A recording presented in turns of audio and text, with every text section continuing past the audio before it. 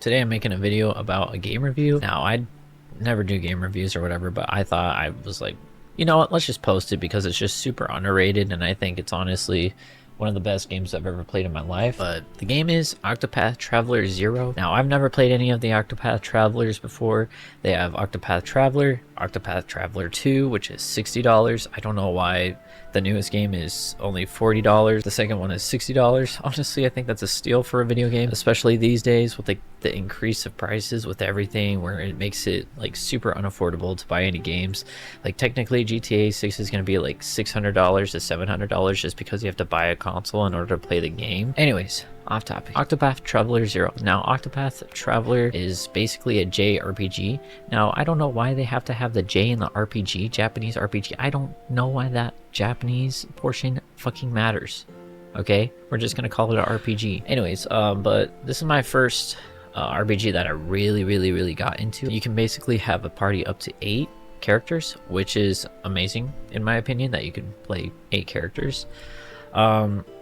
We have 4 in the front, and then you can switch in between if you wanted to use a different character during that term in the same row. And another example of like an RPG game is like Expedition 33, Persona 5, Final Fantasy. You guys know the gist. But man, I have not enjoyed a game like this in a very long time. Now, the story was really good in the beginning. Now, 30 hours for $40 is a steal. Now, I get paid like a little over $20 an hour, so that's 2 hours of my life basically. I already spent 30 or 28 hours over 2 hours of my time. Like, I'd never play games that long unless I force myself to. You wake up in a bed, you're in a little town, you guys are having a little festival, and then this dude just comes in and just like destroys the entire town. And then there's 3 protagonists. They basically take over like the top portion of the map, and you have power, wealth, and fame. After the 3, there's a whole bunch of more stuff to do in that game. Like, there's like an entire storyline where you go to a castle and then you have to help with a war, but that's later on in the thing. It gets a little bit slower after beating those 3, which is the hook of the game. Still worth it in my opinion, but there's so much more to the game, and then like the characters get a little bit more scandalous and promiscuous. If I'm being completely honest, I think this game is for like the loneliest of the loners if you decide to complete the game. But I think honestly but I mean, the further you get down with those bosses and stuff, I mean, there was some good looking characters in that game, not gonna lie. Like, you have to be like lonely in order to be playing this game, you know what I'm saying? Like, my viewer count was pretty low. The loyal ones kind of just stopped by to say hello just because they like me as a person, which I do appreciate those for hanging around. And it was completely off topic conversations the entire time they came in, but like, it's okay. Some people are like, oh, I like games like this. Okay, cool. We could talk about games for a little bit, but otherwise than that, it's more of a lonely kind of game, which is okay. If you guys like lonely games like Dark Souls, Elden Ring, and stuff like that, I mean, this might be the game for you, honestly. I mean, if you guys like Final Fantasy, I love you guys could play this game. Out of the 3, the Fame storyline was my favorite, and then it goes Wealth, which was really freaking good. They're all super good, and then Power. Like, there's so many plot twists. It is so good. It's not even like, oh, there's gonna be a happy ending to each individual one of these stories. It's crazy. Like, okay, spoiler alert, just like zoom in like 30 seconds to like a minute if you don't want any spoilers. But there's a scene where this mother, she's like trying to guard her son from the playwright, which is the main protagonist out of the Fame story. And she's like she's like, don't be around the guy with the purple jacket, which is the main protagonist. And she's the one that was made famous from the playwright, and she's like, don't go around this guy. And then he finds out that she has a son, and he was like, can I kill him, just to like know what that feels like for playwriting. And I was like, what the hell? But he's like, oh, just kidding, like sarcastically to the lady. But then there was a scene where she had to choose in between the playwright that made her famous or her son, and then she chose the playwright. Like, so they were both poisoned, and he gave her a cure in her necklace, and she had to choose which person she had to give the cure to, and she chose the playwright, and then turns out the playwright already had the cure for himself just in case if she chose her son. And you have to literally kill her because she went batshit crazy. I don't know, I think it's the game's insane. Like, there was also another scene, well, I'm just gonna give spoilers for it too, because I'm just gonna talk about the game, because I know most of you aren't gonna play the game. So keep skipping forward if you don't want to hear this review. This is going to be spoilers. So another spoiler was when this dude, he was like, so this dude's with this woman, but she can't see, so she's blind, and he tries to figure out how to heal her blindness, and he tries to do everything for her, and you get to like the top of this like mountain where she gets kidnapped, and basically there's like a scene where she gets kidnapped by the wrong people when she went to go venture out to live in the city for a different life's purpose, and this dude was heartbroken for it. But when he went to go search for her, you go against like this bandit that has her hostage basically, and then after you beat the bandit, they're like, no, they're like over here arguing. They're like, how could it, blah, blah, blah, blah.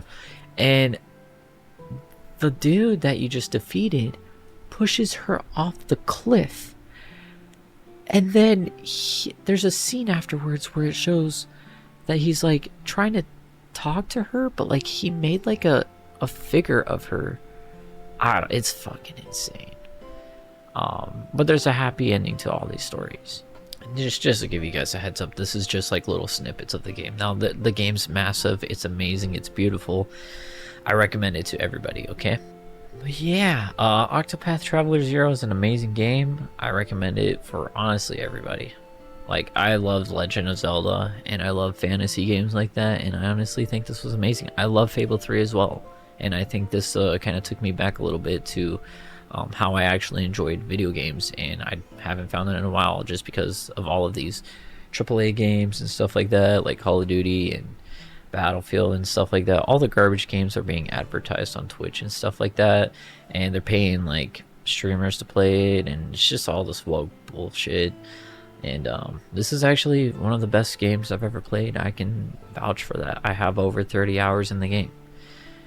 I mean, the only downside about it is that there were glitches where I physically could not continue the game because it was just glitched out. Like, the items I took were just not showing up in my inventory, and there's some items that you physically cannot find inside, and you couldn't even make some areas because there was only one recipe book that you could get out of the entire game, but like it glitched out, so I couldn't even like progress, which fucking sucks. But I beat the main story. Like, I got the Octopath Traveler 0 credit line list, but there's way more to the game, and unfortunately it glitched out for me, and I'm not gonna be playing another 30 hours to equivalent to over 60 hours of playing the game just to catch up to where I was. It's not worth it, but it is a good one-time game to play, in my opinion. So amazing. It's just, it gets really slow after you beat the three protagonists, but if you have love for the game, it's a really good game to spend your hours on this earth. You can easily spend a little over 100 hours on this game, just because you do have to grind some levels. I'm not gonna lie, you do have to grind some levels, and things get more progressively pricey in the game. So it's a game definitely to spend time with, or time in. And yeah, if you guys are looking for a game and you like RPGs, or JRPGs I guess you could say, it's an amazing game, and I recommend it to everybody. Especially if you're really bored. I mean, if you're a new gamer, probably not the game you're looking for. Just because you're a new gamer, and you're probably like, oh, what are these gaming mechanics? I'm a freaking excessive gamer. Like, what game would I recommend a new gamer? Probably Minecraft. Fortnite's a good one to get into shooting. Definitely Black Ops Zombies. Black Ops 1, 2, and 3. Skate 2 is a really good game too. I love that game. Fable 3. I haven't played any of the other Fables. I played Fable 3. It was free on the Xbox 360 back when I was like 11 years old. I remember playing that game very vividly and beating it by myself and becoming king. It was a beautiful time to be alive. But yeah, anyways, I'm getting a little off topic. I absolutely love you guys. Thank you guys, whoever supports and watches me. I'm doing YouTube and streaming for the rest of my life, so catch me whenever. Also, sometimes YouTube doesn't allow me to have like my VODs on the platform just because it goes against like monetization rules that they have on YouTube, which is really strict, and I just like don't feel like I could be myself sometimes on YouTube. But that's okay, because that's what Twitch and Kick are for. I get paid more on Kick if you guys watch me there, but if you want to have like all the add-ons and stuff like that, just go to Twitch. It's more interactive and it's a more beautiful area to be in.